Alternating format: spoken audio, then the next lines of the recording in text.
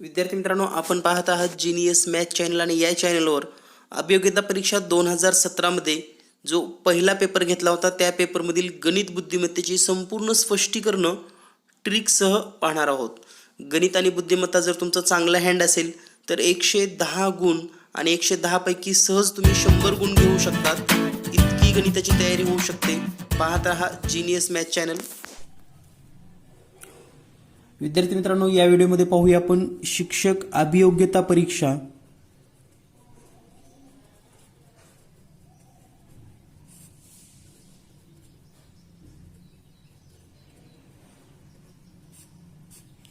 अभियोग्यता परीक्षा जी 2017ला झाली होती आणि एकूण जवळपास 29 ते 30 पेपर त्या कालावधीमध्ये झाले होते. 12 डिसेंबर ते 21 डिसेंबर या दरम्यान 2017ला हे पेपर झालेले आहेत. तर संपूर्ण पेपर स्पष्टीकरण आपण सिरीज सुरू केलेली आहे आणि संपूर्ण पेपर स्पष्टीकरण मधील हा पहिला व्हिडिओ आहे जो 12 डिसेंबर 2017ला सकाळी 9 वाजता झालेला पेपर आहे. आणि या पेपरमधील सर्व गणित आणि बुद्धिमत्तेची स्पष्टीकरणं आपण या सिरीजमध्ये पाहणार आहोत. ज्यांना ही सिरीज जॉईन करायची आहे त्या विद्यार्थ्यांनी genius math play store app download करू शकतात आणि त्या ठिकाणी तुम्हाला अभियोग्यता परीक्षा पेपर स्पष्टीकरण हा कोर्स उपलब्ध असेल. तर पाहूयात 2017चा पहिला पेपर, टेट पेपर अभियोग्यता परीक्षा. तर या ठिकाणी पहिला प्रश्न आहे. प्रत्येक प्रश्नाला एक प्रमुख विधानासोबत 4 विधाने आहेत, ज्यामध्ये ABCD असे 4 विधाने आहेत. क्रमवार विधानांची जोडी निवडा ज्यामध्ये प्रथम विधान दुसऱ्या विधानाला सुचवते. हे खूप महत्त्वाचा भाग आहे. प्रथम विधान दुसऱ्या विधानाला सुचवते आणि दोन्ही विधाने तार्किकदृष्ट्या प्रमुख विधानासोबत निगडीत असेल. तर या ठिकाणी जे प्रमुख विधान आहे ते विधान दिलेलं आहे पहा. एक तर तो स्मार्ट आहे किंवा मूर्ख आहे. म्हणजे एकतर तो स्मार्ट आहे किंवा मूर्ख आहे. म्हणजे तो स्मार्ट तरी असेल किंवा मूर्ख तरी असेल. याचाच अर्थ जर तो स्मार्ट नसेल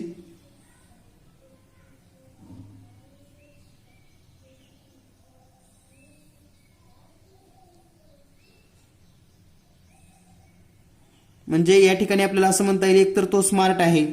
म्हणजे जर तो स्मार्ट असेल, स्मार्ट आहे असं समजलं आपण, तर तो मूर्ख नसेल.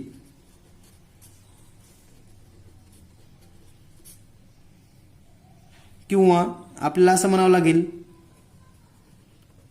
स्मार्ट नसेल तर मूर्ख असेल. दोन्हीपैकी एक होणार आहे पहा. स्मार्ट आहे मूर्ख नाही, कारण दोन्हीपैकी एक आहे. स्मार्ट नसेल मूर्ख असेल. तर पहा आता या ठिकाणी स्मार्ट आहे मूर्ख नसेल असं जर पाहिलं आपण तर स्मार्ट आहे मूर्ख नाही. एडी आपण ह्या पहिल्या विधानावरून काढू शकतो. परंतु आपल्याला सांगितले की ज्यामध्ये प्रथम विधान दुसऱ्या विधानाला सुचवतं, म्हणजे पहिलं विधान दुसऱ्या विधानाला सुचवतं. तर या ठिकाणी जर आपण पाहिलं पर्यायामध्ये स्मार्ट आहे तर तो मूर्ख नसेल, तर तो मूर्ख नसला तर स्मार्ट असणार आहे असं असायला पाहिजे. म्हणजे या ठिकाणी डी विधान अगोदर असेल आणि ए विधान नंतर असेल. त्याचबरोबर मूर्ख असेल तर स्मार्ट नसेल. या ठिकाणी जर पाहिलं मूर्ख आहे स्मार्ट नाही, तर या ठिकाणी पर्याय यायला पाहिजे आपल्याला BC DA BC. किंवा स्मार्ट आहे मूर्ख नसेल, स्मार्ट आहे AD.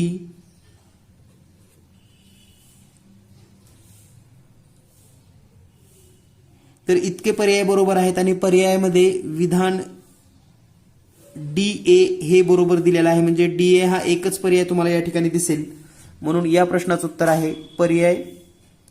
जर तुमच्याकडे हा पेपर PDF असेल तर त्याचं उत्तर येतं DA.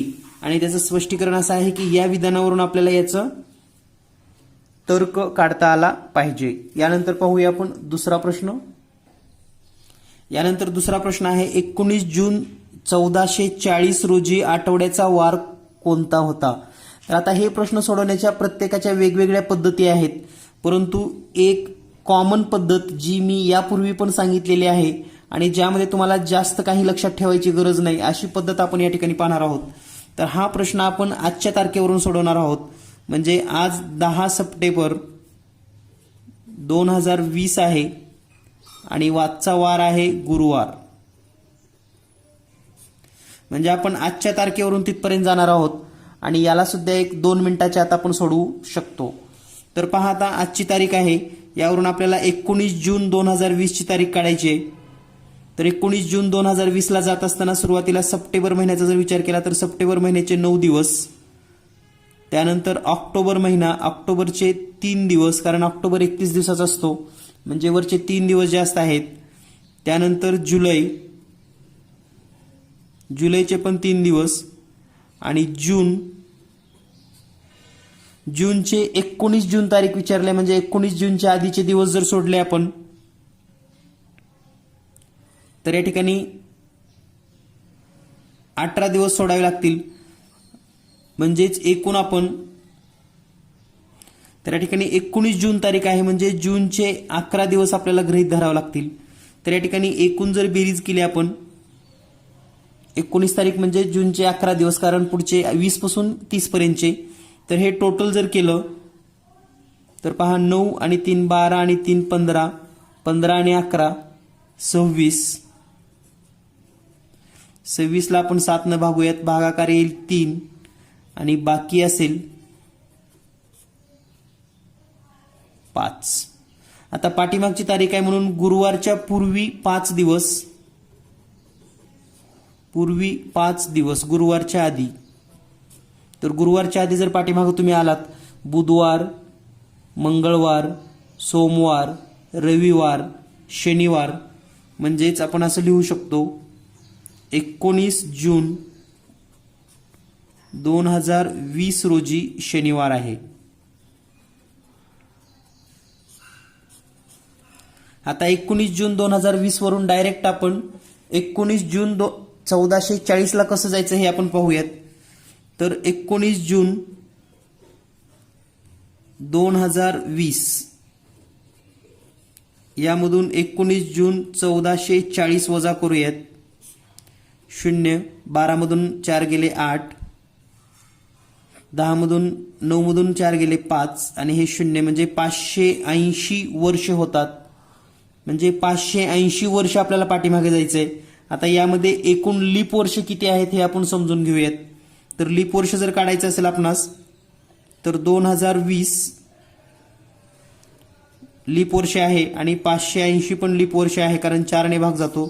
याला 4 न भाग देऊन +1 करा, आपल्याला लीप वर्ष मिळतील. तर या ठिकाणी जर यांची वजाबाकी केली तर ही वजाबाकी या ठिकाणी आपण ऑलरेडी केलेली आहे. 580 भागिले 4 +1, 580 ला जर 4 न भागलं तर उत्तर येईल 145 अधिक 1 म्हणजेच 146 लीप वर्ष आहेत. पहा आता 146 मधून 146 लीप वर्ष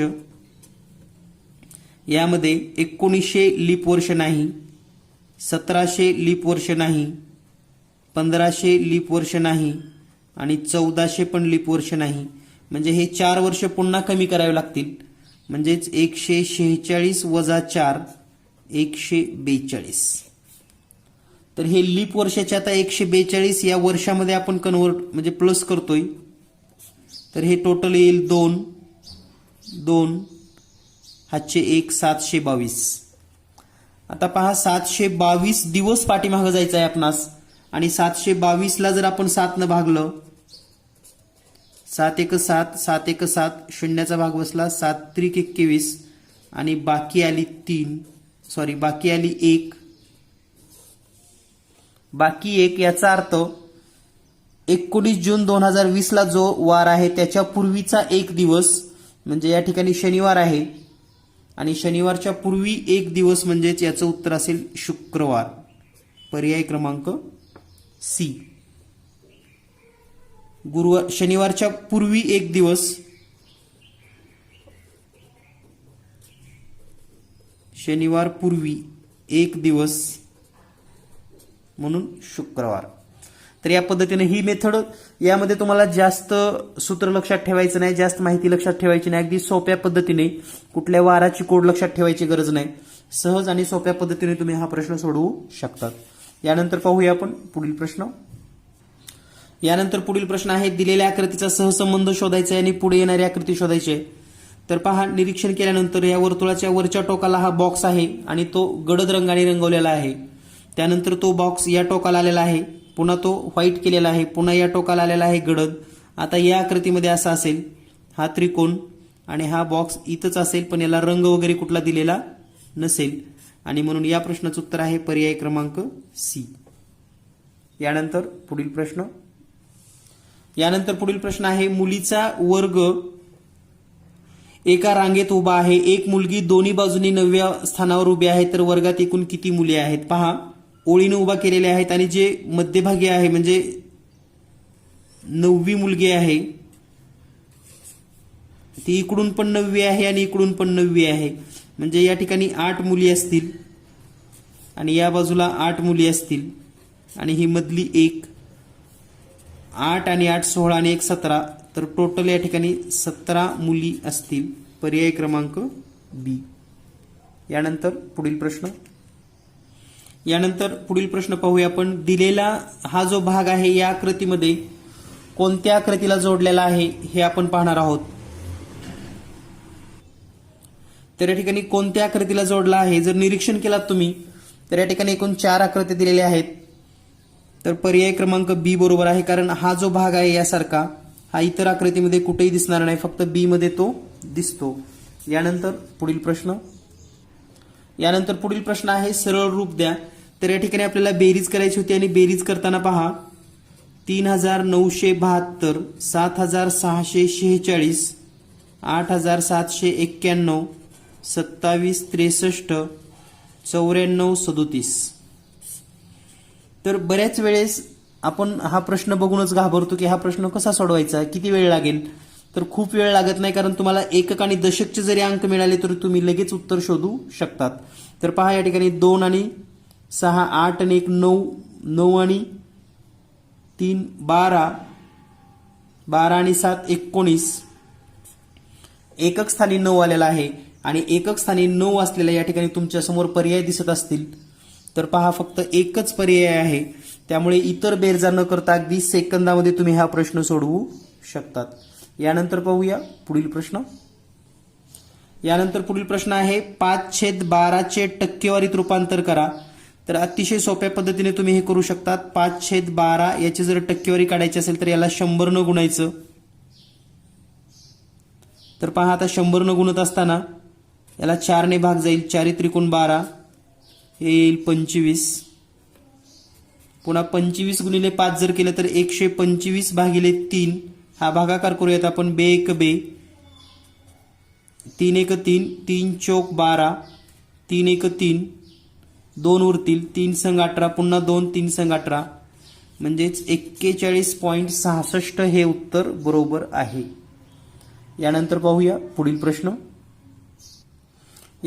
प्रश्न आहे, एका विशिष्ट सांकेतिक भाषेमध्ये PAN पॅनक्रीज हा शब्द SAERCNAP असा कुटबद्ध केला जात असेल तर स्टेडियम हा शब्द कसा केला जात असेल.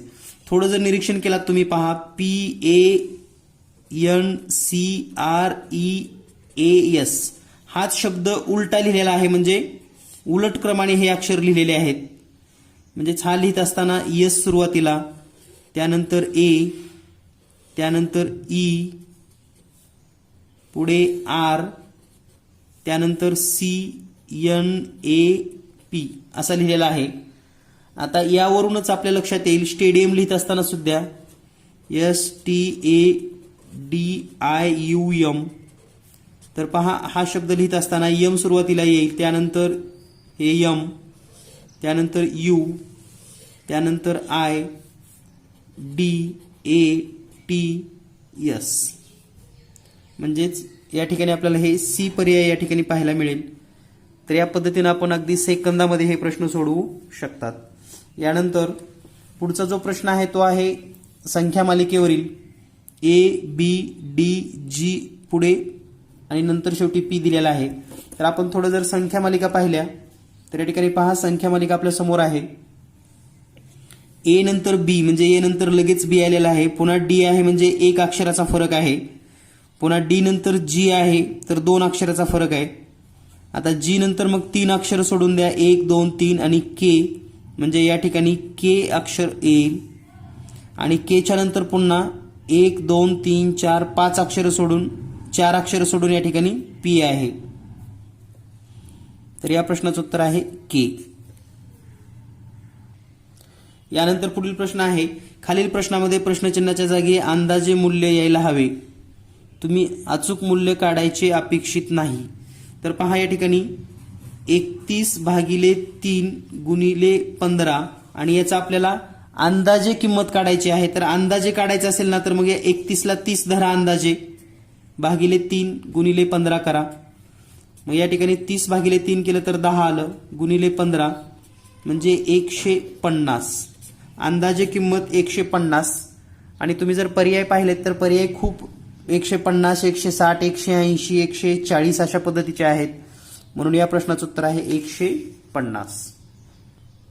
यानंतर पुढील प्रश्न आहे सरळ रूप द्या. तर सरळ रूप मध्ये आपल्याला फक्त 12,431 आणि 62,143 ही बेरीज करायची आहे. तर ही बेरीज तुम्ही सेकंदामध्ये सोडवू शकतात. यानंतर पाहूया आपण पुढील प्रश्न.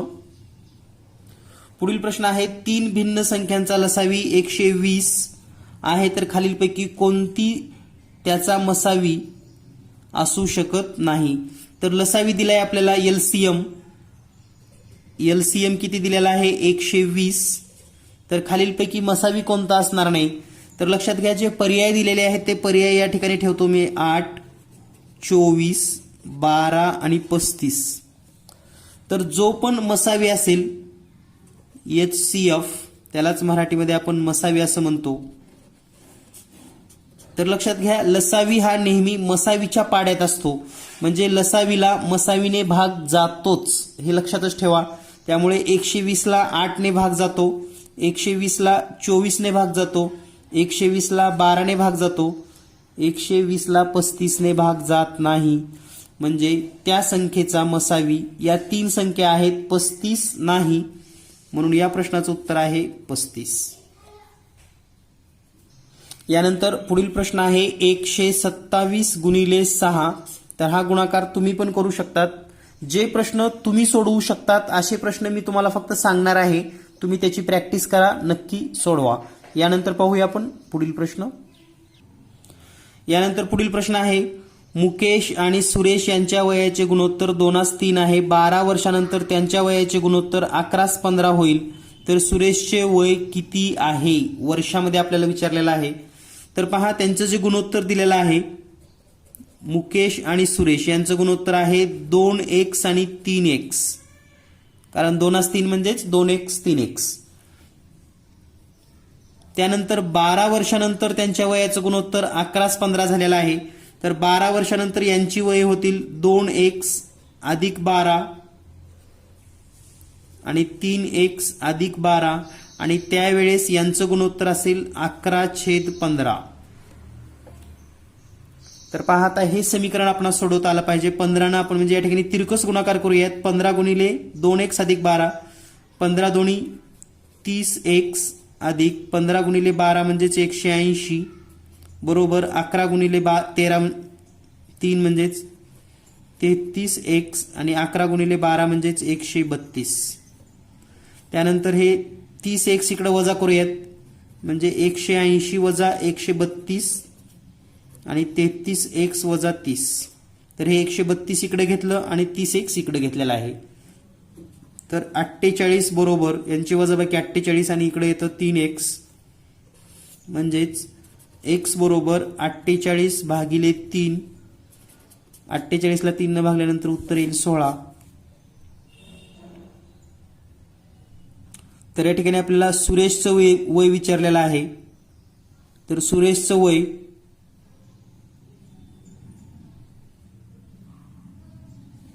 एक्स म्हणजे 16. तर 3x बरोबर 16 गुणिले 3 बरोबर 48. तर या पद्धतीने आपण सहज आणि सोप्या पद्धतीने हे सोडवू शकतो. यानंतर पाहूया आपण पुढील प्रश्न. यानंतर पुढचा प्रश्न आहे, खालील एक कागदाचा तुकडा दर्शवलेला आहे या ठिकाणी आणि त्याला घडी घातल्यानंतर तो कसा दिसेल. तर पहा, जेव्हा हा कागदाचा तुकडा या ठिकाणी घडी घातला जातो तेव्हा या सर्व रेषा एकमेकावर बरोबर येतात आणि इथं भरपूर रेषा दिसत आहेत, म्हणून याचं उत्तर आहे पर्याय क्रमांक 1. यानंतर पुढील प्रश्न आहे, रवी आणि अजय यांनी सारखे ठिकाण ए पासून सुरुवात केली आणि बी या ठिकाणी पोहोचले. ते अंतर 60 किलोमीटर दूर आहे. म्हणजे पहा, समजा या ठिकाणी ए असेल तर या ठिकाणी बी आहे आणि या दोन ठिकाणातील अंतर आहे 60 किलोमीटर. रवीचा गती अजयच्या गतीपेक्षा 4 किलोमीटरने कमी आहे. म्हणजेच अजयचा जर वेग x किलोमीटर पर आवर असेल तर रवीचा जो वेग आहे तर तो रवी असेल x वजा 4, कारण 4 किलोमीटर कमी आहे. बी या ठिकाणी पोहोचून अजय परत येतो आणि रवीला बी पासून 12 किलोमीटर दूर असलेल्या ठिकाणी भेटतो. तर रवीची गती किलोमीटरमध्ये काढा. तर पहा, हे दोघेही जातात आणि जो अजय आहे याचा वेग x आहे, रवीचा वेग कमी आहे. मग समजा हा रवी निघालेला आहे आणि याच बरोबर अजय पण निघालेला आहे. तर अजय जाऊन परत येतो आणि मग त्या दोघांची या ठिकाणी अशी भेट होते. कारण याचा वेग जास्त असल्यामुळे हा जाऊन परत येतो आणि हे अंतर आहे बी पासून 12 किलोमीटर. हा पॉइंट बी आहे. बी पासून 12 किलोमीटरवर या दोघांची भेट होते. तर त्यांचा वेग काढायचा आहे. तर पहा, रवीने एकूण अंतर किती चाललं, मग 12 किलोमीटर जर परत येऊन भेट झाली असेल तर रवीचं जे अंतर आहे, रवीचे अंतर 48 किलोमीटर आणि अजयचे अंतर जर पाहिलं आपण, अजय तर हे पूर्ण 60 आणि पुन्हा परत 12 म्हणजे 72 किलोमीटर अंतर तो चाललेला आहे. परंतु दोघांना वेळ समान लागलेला आहे, कारण दोघांनाही तेवढाच वेळ लागलेला आहे. एक 48 किलोमीटर अंतर पूर्ण करतो आणि दुसरा 72 किलोमीटर, परंतु वेळ समान आहे आणि आपल्याला सूत्र माहिती आहे, वेळ बरोबर अंतर छेद वेग. आता या ठिकाणी त्यांचं अंतर माहिती आहे आपल्याला, वेळ तर दोघांची समान आहे म्हणून आपण असं लिहू शकतो, अंतर भागिले वेग.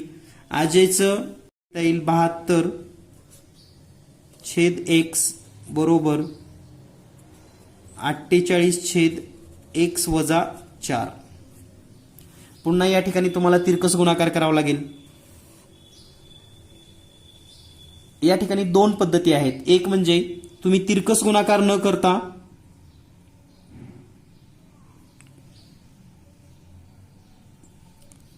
या ठिकाणी जे पर्याय दिलेत या पर्यायामधून पण x ची किंमत काढू शकतात.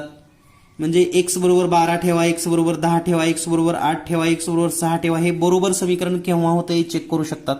किंवा तिरकस गुणाकार करूयात. तर 72 गुणिले हे जर गुणाकार केला तर 72x वजा 4 गुणिले 72 म्हणजे 288 येईल बरोबर 48x. तर आता हे वजा इकडे येईल आणि हे 48 वजा होईल म्हणजे 72x वजा 48x बरोबर 288. 72 मधून 48x गेले 24x बरोबर 288 म्हणजे x बरोबर 288 भागिले 24. 24 एक 24, 24 एक 24, 4 उरले 24 दोन्ही 48 म्हणजे एक्सची किंमत आलेली आहे 12. तर 12 कुणाचा वेग आहे पहा, अजयचा वेग 12 किलोमीटर आलेला आहे आणि रवी त्याच्यापेक्षा 4 कमी म्हणजे हा असेल 8. तर या पद्धतीने आपण हा प्रश्न सोडवू शकतात. म्हणजेच या प्रश्नामध्ये रवीचा वेग आलेला आहे 8 किलोमीटर प्रति तास. यानंतर पुढील प्रश्न आहे धन, पूर्ण, अपूर्णांक आणि त्यांच्या व्युत्क्रमातील धन फरक हा 55/86 आहे, तर तो अपूर्णांक काय असेल. म्हणजे या प्रश्नाचा नेमका अर्थ असा होतो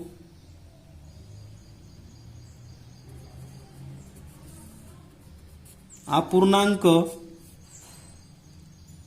व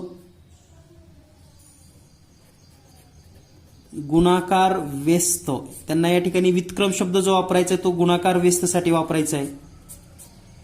हे पेपर सेट करणारे महाराष्ट्रातील नसले की मग असे प्रकारचे वेगवेगळे शब्द वापरतात ते खरं तर या ठिकाणी गुणाकार आणि त्याचा गुणाकार व्यस्त यांचा फरक दिलाय आपल्याला 85/86. तर पहिला पर्याय चेक करा आपण, 3/10 आणि याचा गुणाकार व्यस्त येईल 10/3. यांचा फरक काढा, 10 त्रिक 30, 10 10 100 वजा 3 त्रिक 9/3 गुणिले 10 म्हणजे 30. तर या ठिकाणी छेद आपला किती आलेला आहे पहा, 85/66 यायला पाहिजे. छेद 66 नाही म्हणजे पुढचं तर काहीच करायची गरज नाही. दुसरा पर्याय चेक करूयात आपण, 6/11 पूर्णांक आहे आणि याचा व्यस्त होतो 11/6. वजाबाकी करूयात, 11 गुणिले 11 121 वजा 6 गुणिले 6 36 आणि छेदामध्ये 11 गुणिले 6 म्हणजे 66. तर ही जर वजाबाकी केली तर ही येते 85/66 म्हणजे आपला हा दुसरा पर्यायच बरोबर आहे. म्हणजे किती फक्त सेकंदामध्ये तुम्ही विचार करू शकतात, सोडवू शकतात. फक्त तुम्हाला त्याची थीम माहिती असणं गरजेचं आहे. यानंतर प्रश्न क्रमांक 47 सूचना काळजीपूर्वक वाचा. आणि विद्यार्थी मित्रांनो, या प्रश्नासारखे 4 प्रश्न परीक्षेमध्ये विचारलेले आहेत. म्हणजे एका प्रश्नाची जर माहिती तुम्ही व्यवस्थित काढून ठेवली तर तुम्हाला या माहितीचा उपयोग 4 प्रश्न सोडवताना होणार आहे. त्यामुळे हा प्रश्न काळजीपूर्वक वाचा, कारण यासारखे प्रश्नावर तुम्हाला 4 ते 5 प्रश्न याच परीक्षेमध्ये विचारलेले आहेत एकाच पेपरमध्ये. त्यामुळे एका प्रश्नाचा डेटा व्यवस्थित लिहून घेतला की तुम्हाला 4 प्रश्न अगदी सेकंदामध्ये सोडवता येतात. ते तुम्हाला या व्हिडिओमध्ये पाहायला सुद्धा मिळतील. तर पहा सूचना काय दिलेल्या आहेत.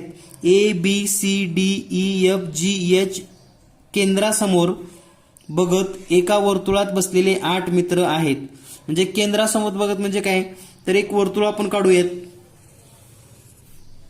तर या वर्तुळावर 8 जण आहेत म्हणून अगोदरच आपण खुणा करून ठेवूयात, असे 8 खुणा.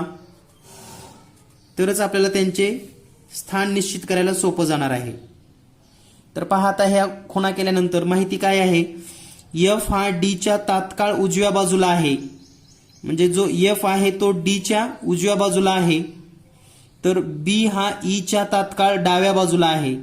तर B E च्या तात्काळ डाव्या बाजूला. तर या दोन्हीही वाक्यावरून निश्चित आपण या ठिकाणी मांडणी करू शकत नाही. त्यामुळं पुढचं वाक्य आपण घ्यायचं, या ठिकाणी लगेच मांडणी करायची, घाई करायची नाही. तिसरं वाक्य आहे, A हा C च्या किंवा H च्या समोर बसलेला नाही. आता A हा C किंवा H च्या समोर नाही म्हणजे या ठिकाणी आपण आणखी मांडणी केली नाही, हा पण आपल्याला याचा उपयोग होणार नाही. आणि पुढे आहे A हा H चा शेजारी पण नाही. A हा H चा शेजारी पण नाही म्हणजे ह्याचाही उपयोग नाही.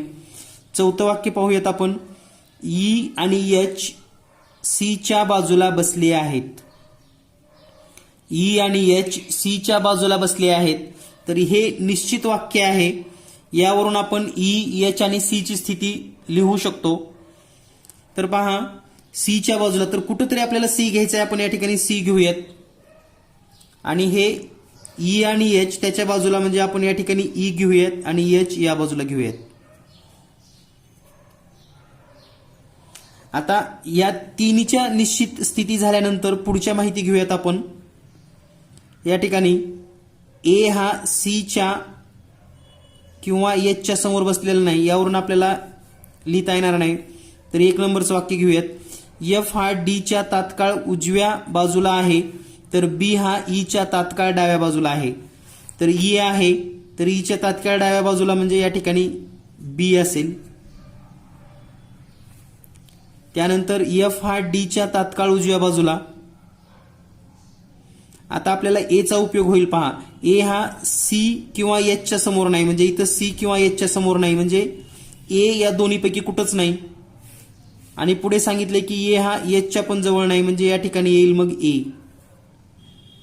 आता त्यानंतर एफ हा डीच्या तात्काळ उजव्या बाजूला आहे.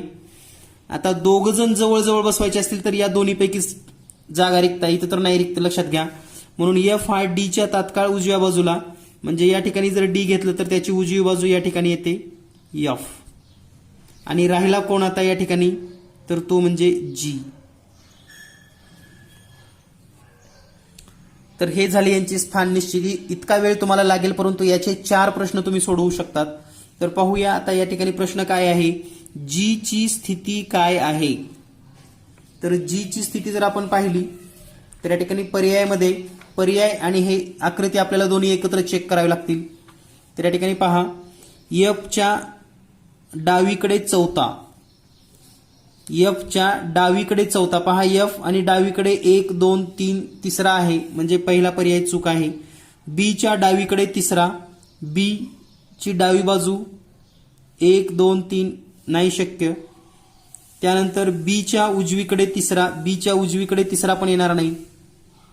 आणि पुढचा जो डी पर्याय आहे पहा, डीच्या डावीकडे दुसरे स्थान. तर पहा या ठिकाणी आकृतीमध्ये हा डी आहे आणि डीच्या डावीकडे दुसऱ्या स्थानावर जी आहे, म्हणजेच जीचं स्थान आहे डीच्या डावीकडे दुसऱ्या स्थानावर जी आहे. आपल्याला जीचं विचारलं होतं. तर ही आकृती तुम्हाला पुढील 4 प्रश्न सोडवण्यासाठी उपयोगी येणार आहे. तर पाहूयात पुढील प्रश्न.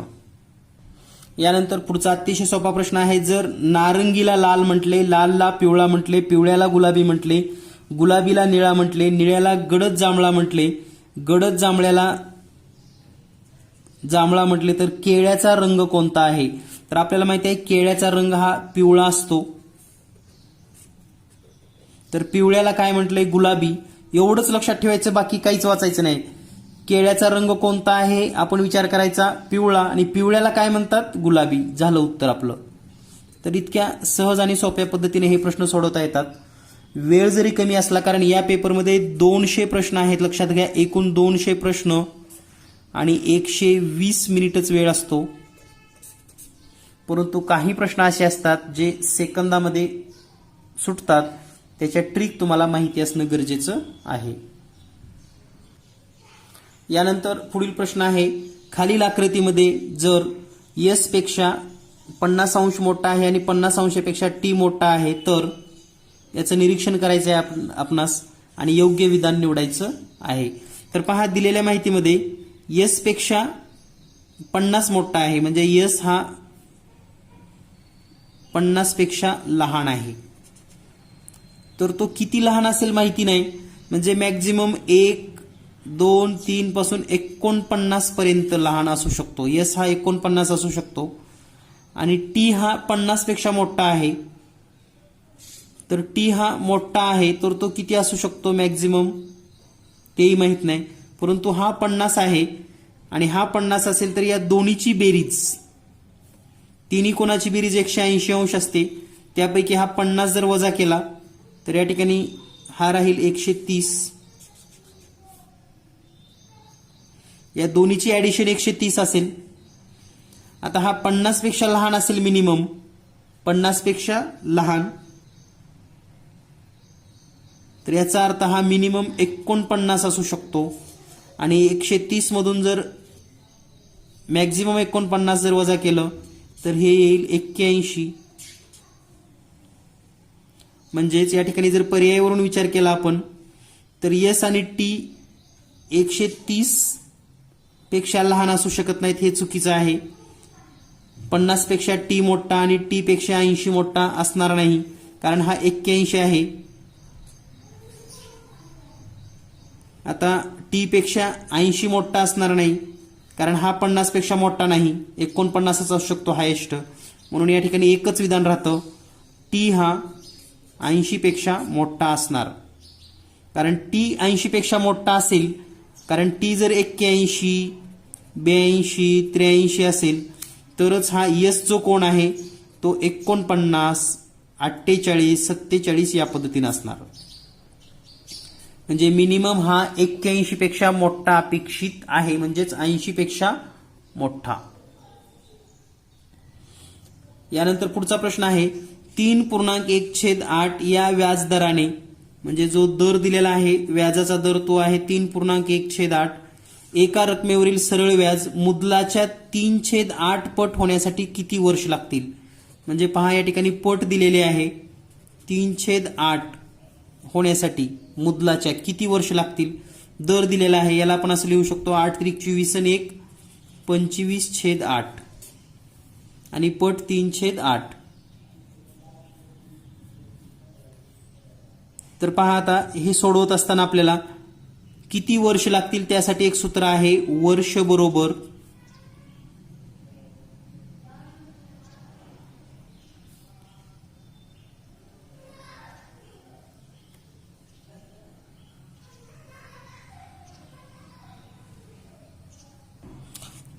तर या ठिकाणी ऑलरेडी पट दिल्यामुळे आपण डायरेक्ट असं लिहू शकतो पट, फक्त पट दिलेला आहे गुणिले 100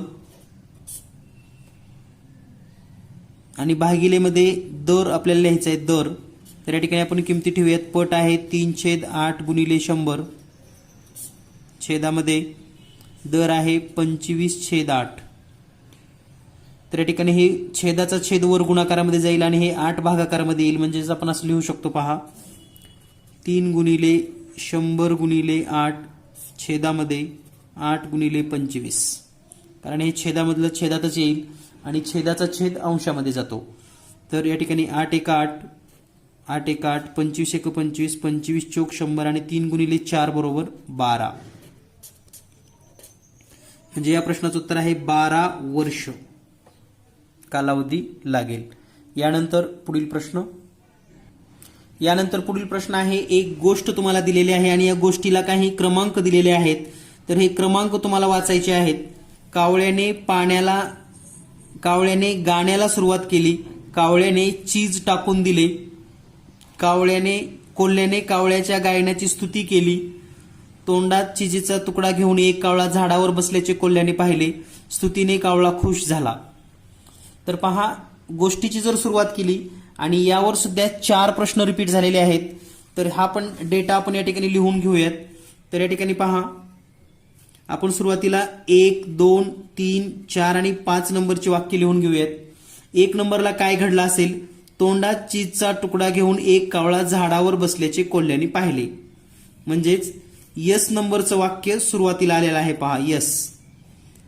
त्यानंतर कोल्ह्याने कावळ्याच्या गायनाची स्तुती केली, म्हणजेच 2 नंबरला आर दुसरी घटना घडली आर. स्तुतीने कावळा खुश झाला म्हणजे टी नंबरची घटना घडली 3 नंबरला. त्यानंतर 4 नंबरला पहा काय होईल, कावळ्याने गायनाला सुरुवात केली म्हणजे पी आणि क्यू. कावळ्याने चीज टाकून दिले म्हणजे कावळ्याच्या तोंडामध्ये जे काही मांसाचा तुकडा होता तो खाली पडला. तर या पद्धतीने गोष्टीची सुरुवात आहे. तर 1 नंबरला हे पाहिजे, 2 नंबर, 3 नंबर. पुनर्रचना केल्यानंतर खालीलपैकी 5वे वाक्य कोणते. तर 5वे वाक्य कोणतं आहे या ठिकाणी पहा प्रश्नात विचारले 5वे वाक्य आहे क्यू. म्हणजेच या ठिकाणी पर्यायामध्ये तुम्हाला जो पर्याय दिलेला आहे ते पर्याय सुद्धा आपण या ठिकाणी पाहू शकतात. तर 5वे वाक्य आहे क्यू, पर्याय क्रमांक 1. यानंतर पुढील प्रश्न. यानंतरचा प्रश्न आहे तोच, जे वर्तुळाकार 8 जण बसले होते त्यावरीलच. फक्त या ठिकाणी प्रश्न काय विचारलाय, जर ए आणि ई जागा अदलाबदली करतात तसेच एफ आणि एच सुद्धा करतात तर काय होईल. तर पहा तीच आकृती आपण या ठिकाणी काढून घेऊयात. ही मूळ आकृती आहे, लक्षात ठेवा ओरिजिनल. आता आपण या फक्त प्रश्नानुसार बदल करतोय. ए आणि ई अदलाबदली करतात. ए आणि ई म्हणजे ए या ठिकाणी येणार, आपण या ठिकाणी आधी आकृती काढूयात. 1 2 3 4 1 2 3 4. तर एच्या ठिकाणी इकडे येणार ई आणि त्याच्या इकडे येणार ए. त्यानंतर एफ आणि एच पण अदलाबदली करतात म्हणजे या ठिकाणी येईल एफ आणि या ठिकाणी येईल एच. आणि बाकी जैसे थे डी बी, जी आणि सी. तर काय होईल पहा. तर या ठिकाणी जर आपण पहिला पर्याय वाचला तर पहिल्या पर्यायामध्ये सांगितलेलं आहे आपणास असतील तर जी आणि सी हे एफच्या बाजूला आहेत. तर पहा जी आणि सी एफच्या बाजूला आहेत हा पहिलाच पर्याय बरोबर आहे. जी आणि सी एफच्या बाजूला आहेत. जी आणि सी एफच्या बाजूला आहेत. तर पहा सुरुवातीचा जो डेटा आपण ठेवला होता तीच माहिती आपल्याला पुन्हा उपयोगी येणार आहे आणि आणखी सुद्धा असे 2-3 प्रश्न आपल्याला सोडवता येतील. यानंतर पुढील प्रश्न आहे वर्गमुळामध्ये 676. तर किमान 1 ते 30 पर्यंतचे वर्ग पाठ करूनच ठेवा, हे लक्षात ठेवा. 1 ते 30 पर्यंतचे वर्ग आणि 1 ते 20 पर्यंतचे घन. तर याचं वर्गमूळ येतं 26. यानंतर पुढील प्रश्न. यानंतरचा पुढील प्रश्न आहे विधानावरून. तर आकाश आज काळे किंवा ढगाळ आहे. आपण पहिलाच प्रश्न असा पाहिलेला आहे काळे किंवा ढगाळ आहे. मग काळे आहे तर ढगाळ नाही आणि ढगाळ आहे तर काळे नाही. तर या ठिकाणी सर्वात महत्वाचं कसं असतं याच्यावरचं जे ऑप्शन दिलेलं आहे ऑप्शन मध्ये काय दिलेलं आहे एडी दिले, बीडी दिले, डीए दिले, कशावर डिपेंड आहे यावरून तुम्ही ठरवू शकतात. त्यामुळं हा प्रश्न पर्यायावरूनच सोडवा. पर्याय पहा आणि त्या पद्धतीनं सोडवा. तर या प्रश्नाचं पर्यायामध्ये उत्तर आहे डीए. डी म्हणजे ते ढगाळ नाही आणि दुसरं 1 नंबर ते काळे आहे. ढगाळ नाही म्हणून काळे आहे या पद्धतीनं. तर पर्यायावरून थोडं लवकर सुटतात. यानंतर पुढील प्रश्न आहे 238 अधिक. हा प्रश्न या ठिकाणी लिहितो मी सुरुवातीला. 238 प्लस 131 कंसाचा वर्ग अधिक 238 वजा 131 कंसाचा वर्ग आणि छेदामध्ये आहे 238 गुणिले 238 अधिक 131 गुणिले 131. तर पहा इतका गुणाकार किंवा इतक्या मोठ्या संख्या सोडवण्यापेक्षा आपण जिथं जिथं 238 आहे त्या ठिकाणी ए लिहूयात आणि जिथं 131 आहे त्या ठिकाणी बी लिहूयात. तर हे तुम्हाला तोंडी करता आलं पाहिजे खरं तर. म्हणजे ए आणि बी आहे असं या ठिकाणी समजूयात आपण. ए अधिक बी कंसाचा वर्ग अधिक ए वजा बी कंसाचा वर्ग आणि छेदामध्ये 238 गुणिले 238 म्हणजेच ए वर्ग अधिक बी वर्ग. तर पहा त्या ठिकाणी जर आपण याचा विस्तार केला तर ए वर्ग अधिक 2ab अधिक बी वर्ग आणि या ठिकाणी अधिक ए वर्ग वजा 2ab अधिक बी वर्ग आणि छेदामध्ये आहे ए वर्ग अधिक बी वर्ग. तर पहा हे प्लस 2b आणि मायनस 2b कॅन्सल झालं. म्हणजे या ठिकाणी बेरीज जर केली ए वर्ग 2a वर्ग आणि बी वर्ग आणि बी वर्ग म्हणजेच 2b वर्ग छेदामध्ये ए वर्ग अधिक बी वर्ग. त्यानंतर या ठिकाणी 2 कॉमन काढूयात. कंसात राहील ए वर्ग अधिक बी वर्ग छेदामध्ये ए वर्ग अधिक बी वर्ग. हा पूर्ण कंस आणि हा पूर्ण कंस कट होईल आणि या ठिकाणी शिल्लक राहील फक्त 2. म्हणजेच या प्रश्नाचं उत्तर आहे पर्याय क्रमांक 2. त्यानंतर तीच कावळ्याची गोष्ट आहे. कावळ्यांनी जी काही कावळ्याच्या गोष्टीचा क्रम आहे तो आपल्याकडे क्रम ऑलरेडी आपण लिहून ठेवलेला आहे. तर पहा पुनर्रचना केल्यानंतर खालीलपैकी कोणते वाक्य पहिले असेल. तर पहिलं वाक्य कोणतं आहे यस. तर या ठिकाणी पहिलं वाक्य असेल यस नंबरचं. यानंतर पुढील प्रश्नामध्ये आपल्याला एक विधान दिलेलं आहे आणि विधानाचा विचार केला तर यस बरोबर ए पेक्षा पी पेक्षा लहान, पुन्हा पी हा आर पेक्षा लहान आहे, आर हा पेक्षा लहान टी पेक्षा किंवा बरोबर असेल आणि टी हा यू पेक्षा लहान असेल. आणि यावरून जे निष्कर्ष दिलेले आहेत यू हा ए पेक्षा मोठा आहे. तर यू हा ए पेक्षा मोठा असू शकणार नाही कारण पहा हे जे टी पेक्षा हे मोठा आहे ते टी आणि आर बरोबर आहे आणि आर पेक्षा पी मोठा आहे. आर पेक्षा पी मोठा आहे आणि पी पेक्षा ए लहान आहे. तर आता नेमकं हे जर मोठं असेल तर हे पी पेक्षा मोठा आहे का इक्वल आहे किंवा निश्चित आहे हे सांगता येत नाही. म्हणजे यू ग्रेटर दॅन ए हे निश्चित नाही. आणि दुसरं विधान आहे यस equal to or greater to. इथं इक्वल टू आहे परंतु या ठिकाणी लेस टू असल्यामुळे म्हणजे याच्यापेक्षा लहान ए आहे आणि यापेक्षा लहान ए असल्यामुळं या ठिकाणी यस आणि टी ची तुलना करणं निश्चित सांगता येत नाही. म्हणजे या ठिकाणी कोणताही निष्कर्ष खरे नाहीत, दोन्हीही निष्कर्ष खोटे आहेत, दोन्ही चूक, हे या ठिकाणी उत्तर येतं. म्हणजे हे फक्त तर्क लावून सोडवावं लागतं. या ठिकाणी निश्चित आपण काही लिहू शकत नाही. यानंतर पुढील भाग,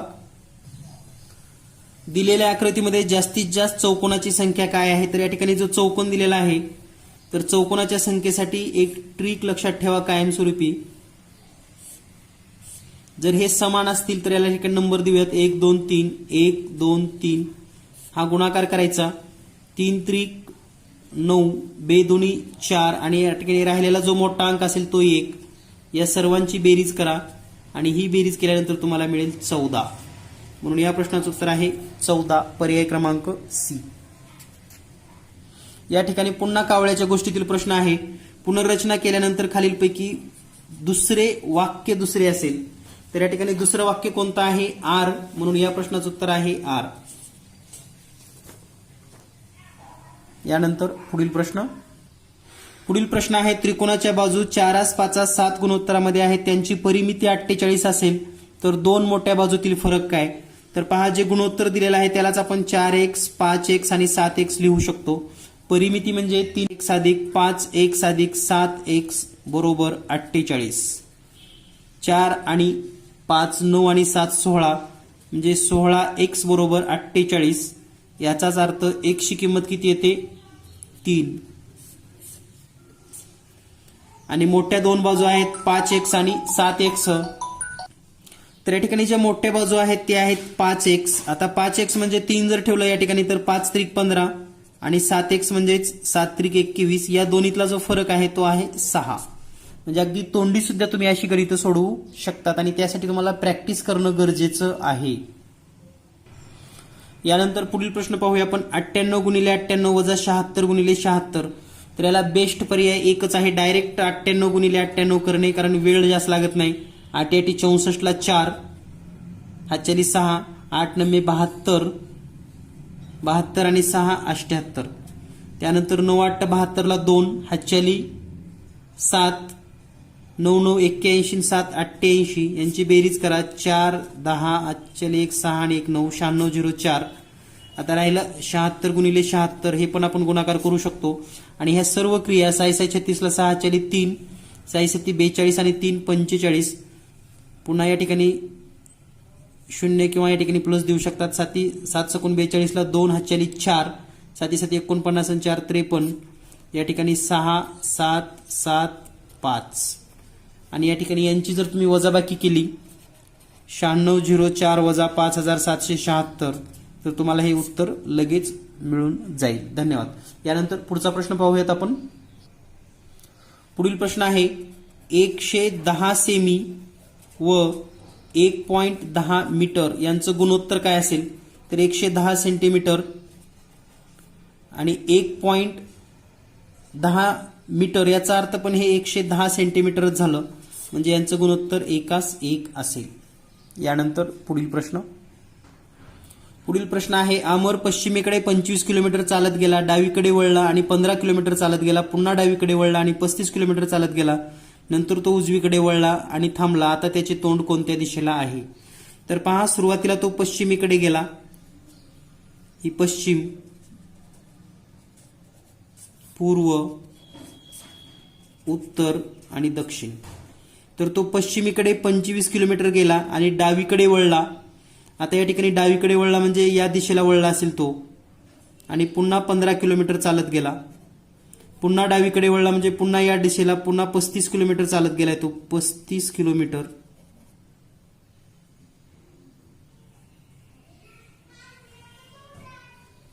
नंतर तो उजवीकडे वळला. आता तो नंतर उजवीकडे म्हणजे या दिशेला वळला. तर आता त्याचं जे तोंड आहे ते कोणत्या दिशेला असेल. तर याचं तोंड या ठिकाणी दक्षिण दिशा आहे, खालची दिशा दक्षिण, म्हणून या प्रश्नाचं उत्तर आहे दक्षिण, पर्याय क्रमांक सी. यानंतर पुढील प्रश्न. यानंतर पुढील एक अतिशय महत्वाचा आणि सेकंदामध्ये प्रश्न येणारा, घटनेची संभाव्यता नेहमी, probability of any event is always. तर लक्षात ठेवा, घटनेची संभाव्यता हे 0 पेक्षा मोठी आणि 1 पेक्षा लहान असते. हे कायमच लक्षात ठेवा, 0 पेक्षा मोठी आणि 1 पेक्षा लहान. यानंतर पाहूया पुढील प्रश्न. यानंतर पुढील माहितीवरील प्रश्न आहे. आपण जो डेटा या ठिकाणी आकृती काढली होती, मूळ आकृती आपल्याकडे ऑलरेडी आहे. तर खालीलपैकी कोणते चूक आहे? एफ हा जीच्या तात्काळ डावीकडे आहे. एफ हा जीच्या तात्काळ डावीकडे आहे. तर हे म्हणजे हे चूकच आहे, म्हणजे हे विधान बरोबर आहे. विधान चूक आहे, उत्तर बरोबर आहे. ए हा डीच्या तात्काळ उजवीकडे आहे. ए हा डीच्या तात्काळ उजवीकडे आहे. हे विधान बरोबर आहे, म्हणजे उत्तर चूक आहे. एच आणि डी एकमेकाच्या समोरासमोर बसलेले आहेत. एच आणि डी एकमेकाच्या समोरासमोर नाहीत, म्हणजे हे चूक आहे. बसले आहेत हे म्हणणं हे चूक आहे, म्हणजे हे पण विधान बरोबर आहे. तर या प्रश्नाचं उत्तर आहे 1 आणि 3 बरोबर. 1 आणि 3 बरोबर आहे. आणखी थोडी या ठिकाणी आपली थोडी गफलत झालेली आहे.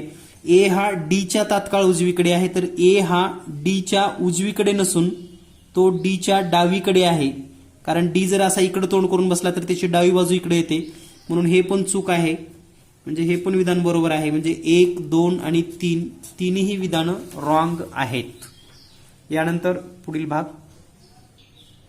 विद्यार्थी मित्रांनो, आतापर्यंत आपण 1 ते 100 मध्ये जेवढे काही गणिताचे प्रश्न होते, 1 ते 100 प्रश्नापर्यंत चे गणित बुद्धिमत्तेचे प्रश्न सोडवून घेतलेले आहेत. यानंतरच्या पुढील प्रश्नामध्ये याच पेपरमधील 101 ते 200 पर्यंत जेवढे काही गणिताचे प्रश्न असतील हे पुढील व्हिडिओमध्ये तुम्हाला पाहायला मिळतील. चॅनल सोबत राहा, सबस्क्राईब करा आणि सर्वात महत्त्वाचं म्हणजे जे विद्यार्थी टीईटी पास झालेले आहेत त्यांच्यासाठी विशेष करून हा क्लास जॉईन करा. या क्लासमध्ये आपणास अभियोग्यताची संपूर्ण तयारी करून घेतली जाणार आहे.